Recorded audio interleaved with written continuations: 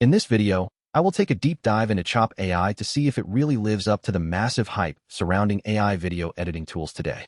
If you're a content creator, you already know that the most time-consuming part of the job is taking long-form videos and turning them into viral short-form clips for platforms like TikTok, Reels, and YouTube Shorts.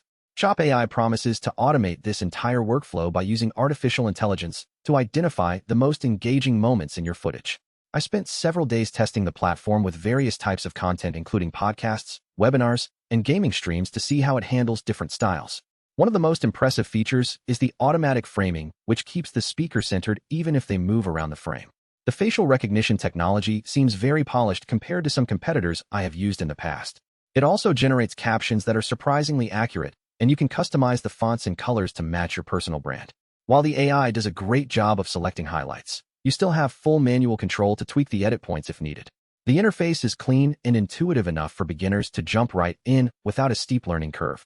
However, you should keep an eye on your credit usage, as high-quality exports can eat through your plan quickly. Overall, it is a powerful time saver for anyone looking to scale their social media presence without spending 12 hours a day in a traditional video editor. Thanks for watching, and I will see you in the next one.